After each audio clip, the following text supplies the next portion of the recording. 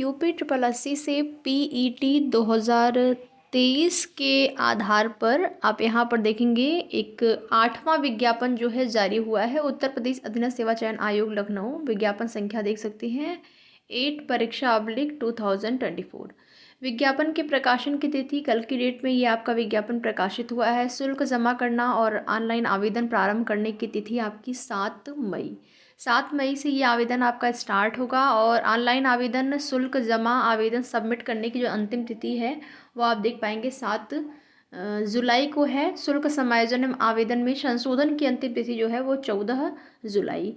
तो इस प्रकार से आप देखेंगे नए नए विज्ञापन पीईटी 2023 से यूपी ट्रिपल एससी आयोग के द्वारा जारी किया जा रहा है, जिसमें कि आप पूरा नोटिफिकेशन आप पहले से विस्तार से पढ़ लें। अलग अलग जो पोस्ट हैं उस पर कितने कितने पदों की संख्या, आरक्षणवार कितने पद हैं, अलग अलग जो है कैटेगरी वाइज, ये सारी चीज़ें आपके नोटिफिकेशन में दी गई हैं। यहाँ पर देखेंगे उत्तर प्रदेश अधीनस्थ सेवा चयन आयोग लखनऊ के विज्ञापन संख्या 1 परीक्षा / 2024 अवर अभियंता मुख्य परीक्षा के अंतर्गत विभिन्न विभागों के नियंत्रणाधीन अवर अभियंता सिविल, सहायक विकास अधिकारी अवर अभियंता सिविल के 2819 पद व अवर अभियंता सिविल के 28 पद, विशेष चयन सहित कुल रिक्त 2847 पदों पर चयन हेतु भारत के नागरिकों से ऑनलाइन आवेदन आमंत्रित किए जाते हैं।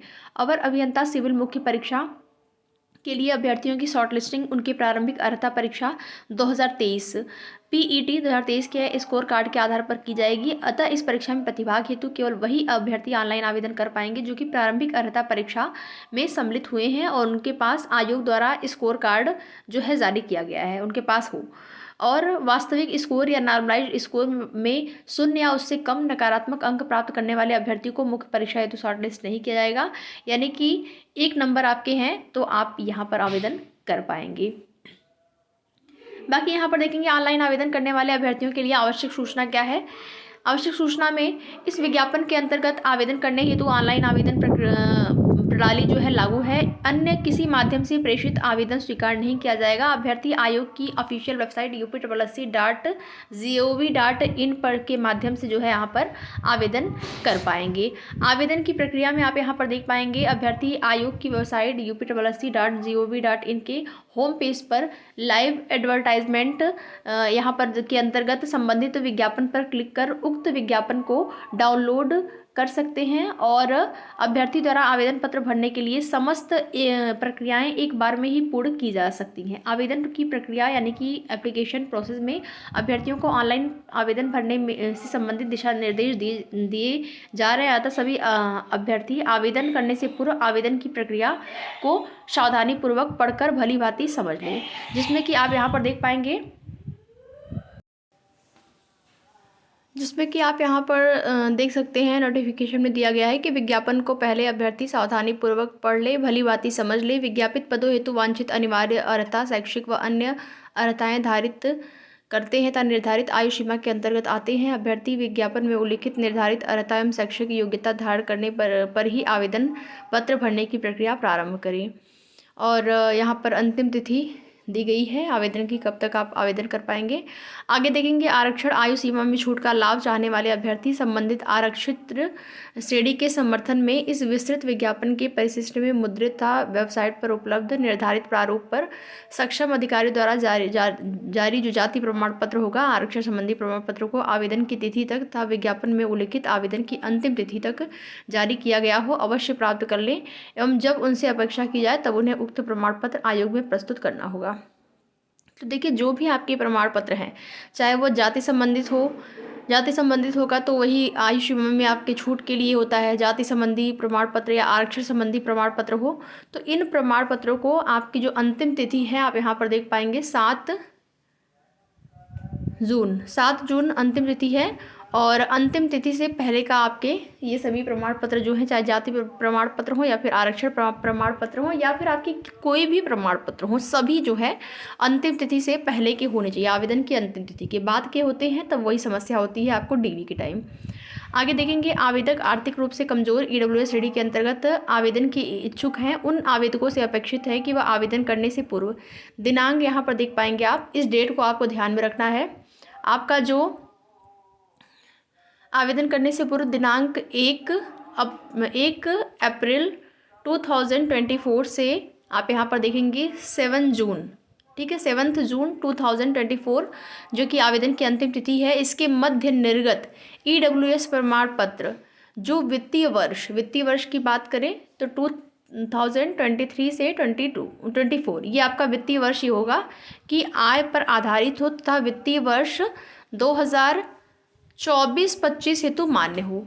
आय पर जो आधारित की बात करें तो 2023-24, लेकिन वित्तीय वर्ष की बात करें तो 24-25 के लिए मान्य हो।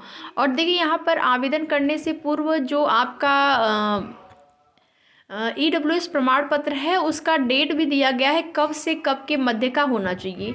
यानी कि आपका जो EWS प्रमाण पत्र है अगर 1 अप्रैल से लेकर 7 जून, ठीक, 1 अप्रैल से लेकर 7 जून के मध्य होना चाहिए, ये भी दिया गया है। देखिए मध्य निर्गत EWS प्रमाण पत्र, तो ये चीज़ें भी आपको ध्यान रखना है। जैसे वैसे होता है कि कभी कभी पहले भी आप बनवा लिए हैं, मान लीजिए आपने मार्च में ही बनवा लिया, तो मार्च में नहीं, यहाँ पर दे रहा है कि 1 अप्रैल 2024 से 7 जून 2024 के मध्य निर्गत होना चाहिए और वित्तीय वर्ष 2023-24 की आय पर आधारित हो, वित्तीय वर्ष 2024-25 हेतु मान्य हो को धारित करना सुनिश्चित करें।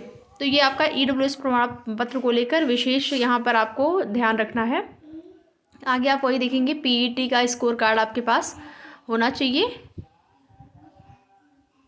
आगे देखेंगे ये आपका आवेदन पत्र में अनुमन्य संशोधन, इस विज्ञापन में उल्लिखित संशोधन की अंतिम तिथि यहाँ पर दी गई है 14 जून 2024 होगी।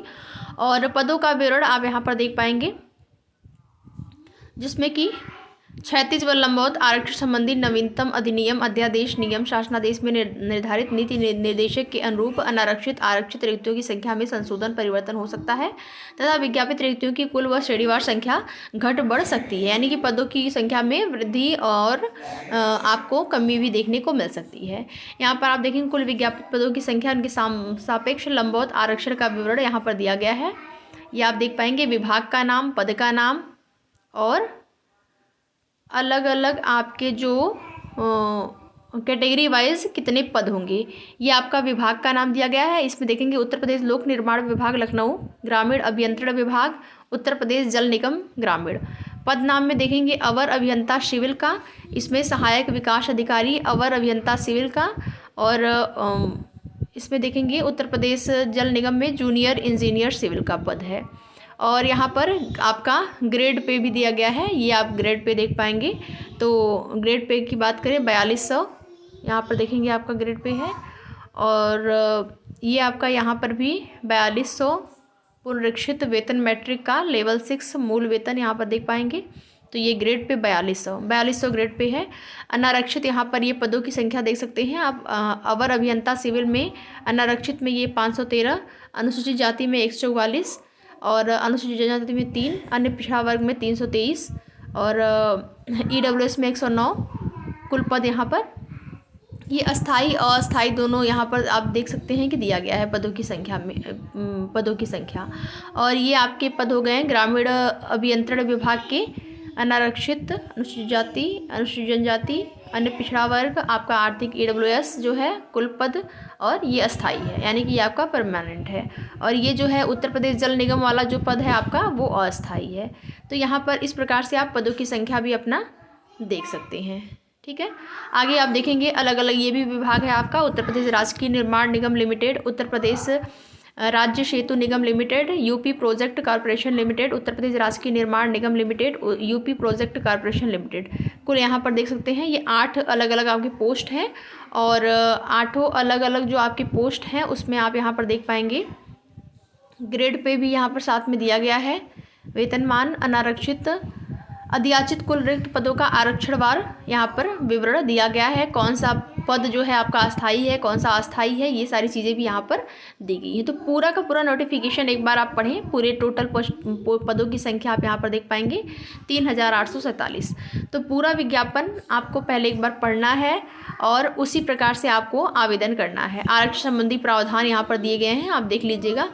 जो आरक्षण संबंधी प्रावधान है विस्तृत रूप में यहाँ पर दिए गए। विस्तार से पूरा नोटिफिकेशन आपका जारी हुआ है। पूरे नोटिफिकेशन को पढ़ने के बाद ही आप आवेदन प्रारंभ करें। तो आगे की जो भी अपडेट होगी होगी आप सभी को सूचना दी जाएगी। पीईटी कट ऑफ को लेकर भी अलग से एक सेपरेट वीडियो में बात करेंगे क्या कुछ हो सकता है। वैसे संभावना है कि सबको मौका मिलेगा, तो जो भी सूचना होगी आप सभी को उसकी जानकारी दी जाएगी। वीडियो में लास्ट तक बने रहने के लिए आप सभी का बहुत बहुत धन्यवाद।